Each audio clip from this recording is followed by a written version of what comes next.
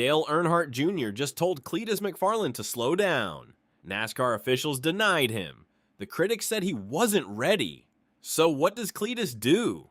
He shows up at Michigan International Speedway as the Grand Marshal, an ARCA driver, and a Truck Series competitor. All in the same weekend. This is his answer. Michigan International Speedway announced that Cletus McFarland will not only race in the NASCAR CRAFTSMAN Truck Series DQS Solutions and Staffing 250 powered by Precision Vehicle Logistics, but also serve as the Grand Marshal. That means before he ever straps into the number 4 Niece Motorsports Chevrolet Silverado, he will stand on the grid and deliver the most famous words in motorsports. McFarland himself said, "I'm fired up to serve as the Grand Marshal in the DQS Solutions and Staffing 250 powered by Precision Vehicle Logistics. I've never done anything like this before, but it's going to be a super cool opportunity to get to do this before the race. We're going to be ripping it on Saturday, and I hope to see you all out there."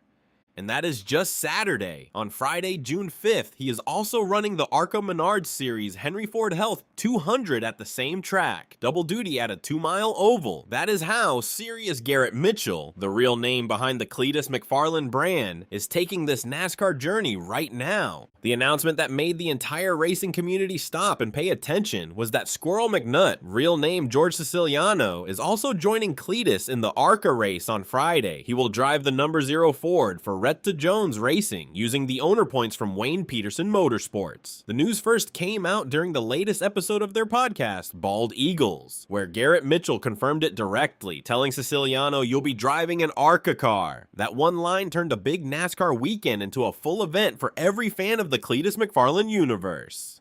Now let's talk about the truck Cletus will be driving on Saturday, because it is impossible to ignore. Niece Motorsports unveiled his number 4 Chevrolet Silverado, and the paint scheme is a massive red, white, and blue design with a giant bald eagle on the door.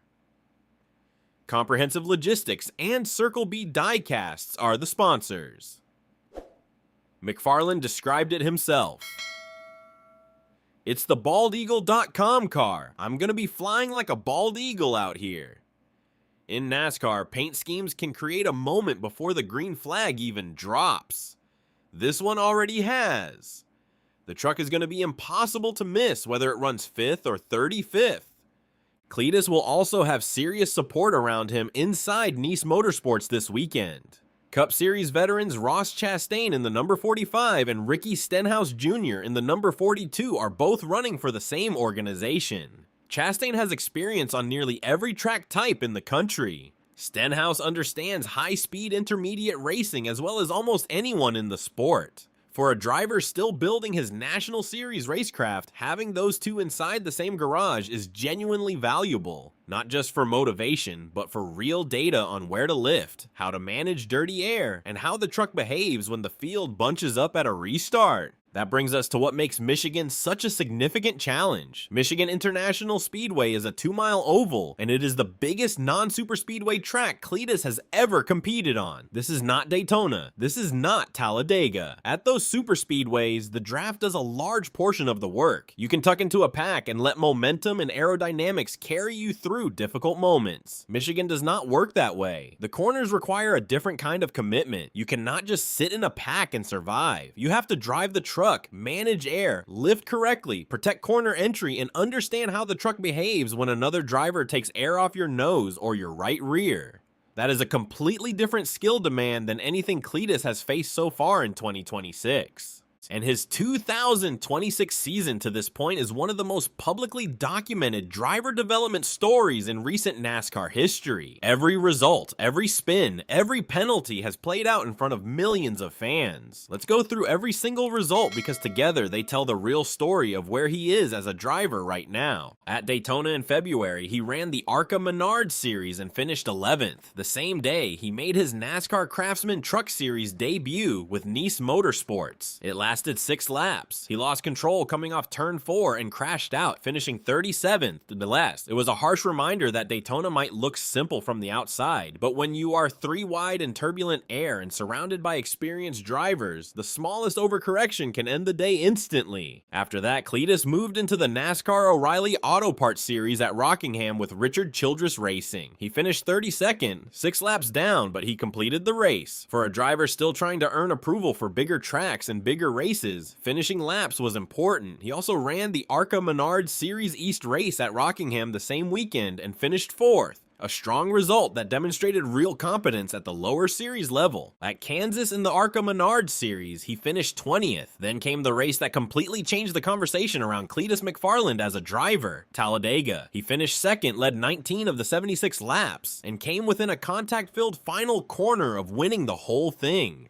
Andy Jankowiak passed him in a full contact battle to the checkered flag to take the win, but Cletus had already made his point. That was the race that gave fans the feeling that this NASCAR experiment was not just a celebrity cameo. He had speed, he understood the draft better than expected, and he put himself in position to steal the whole thing. Then came Nashville, and Nashville was a completely different story. Running the number 33 car for Rette Jones Racing in the NASCAR O'Reilly Auto Parts Series, Cletus struggled badly. Multiple spins, penalties, and a 35th place finish told the story of a driver who is still learning what National Series racing demands. The gap between ARCA and the O'Reilly Series is real, and Nashville exposed it in the most visible way possible. Most drivers go through these painful lessons away from large audiences. Cletus makes them with cameras on, live streams running, and fans reacting in real time. That makes every spin feel bigger. Every penalty becomes a clip. Every result becomes a debate. That is exactly what triggered the conversation that is now following him into Michigan. Dale Earnhardt Jr., speaking on his Dale Jr. Download Podcast's Ask Dale segment, gave a very honest assessment of where Cletus stands right now. Earnhardt said, "Well, you know, there was a lot of mistakes. Listen, everyone who gets into racing who gets into it is going to bust their ass under somebody. Nashville especially. He's out there running laps, and I don't think he ruined anyone's days.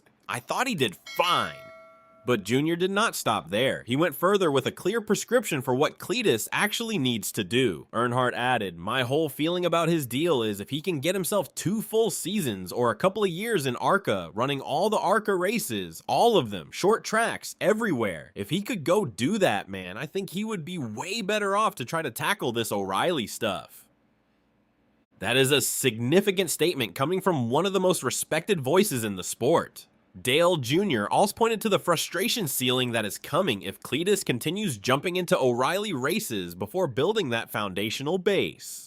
Earnhardt compared the situation to backmarkers in the series, saying that even though Cletus is in a far better car than those drivers, the results will eventually create frustration when the pace he knows he has does not translate into the finishes he wants. Junior's prescription was direct: run a full ARCA schedule and use the Pro Late model that Cletus has already purchased to run laps constantly at the Freedom Factory in Bradenton, Florida. He's got a Pro Late model that he built. Go run that. I mean, he's got a racetrack. I would be at that racetrack running laps. Right now, on a Tuesday, he could be just running sets of tires at his track in his Pro, Earnhardt said. NASCAR officials have also been applying their own pressure.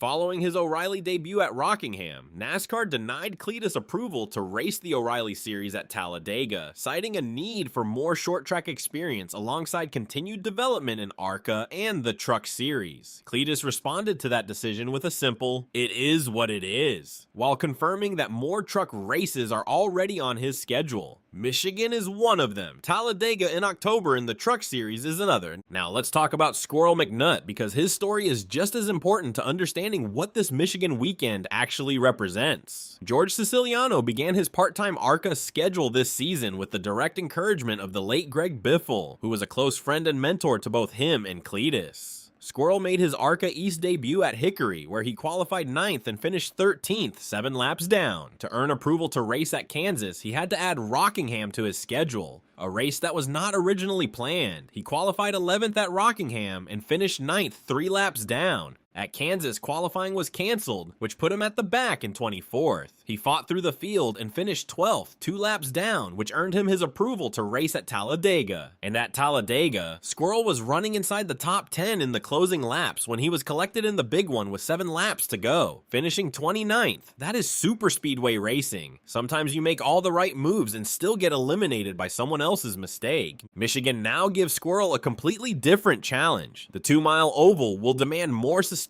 corner commitment than Talladega, more lifting, and a much more precise understanding of dirty air management. It is not a drafting race. It is not a short track. It sits in its own category, and both Cletus and Squirrel will be navigating it for the first time. Rette Jones Racing is entering 3 cars for the ARCA race on Friday. Cletus in the number 30, Squirrel in the number 0, and Cole Raz in the number 76. That is the largest entry Rette Jones Racing has put together all season. The ARCA race on Friday also serves a direct purpose for Cletus beyond just seat time. More laps at Michigan before the Truck Series race on Saturday means more rhythm, more understanding of the track surface, and a better feel for how the car behaves through the corners at sustained high speed. That additional track time could make a genuine difference when he rolls out for practice in the number 4 Niece Motorsports Silverado on Saturday morning. What does success actually look like this weekend? For the truck race, it is not about a top 5 finish. It is about completing the race without penalties, managing pit road cleanly, and moving forward in traffic. A clean run where Cletus stays out of trouble and finishes inside the top 25 would be a meaningful step forward compared to his Daytona debut.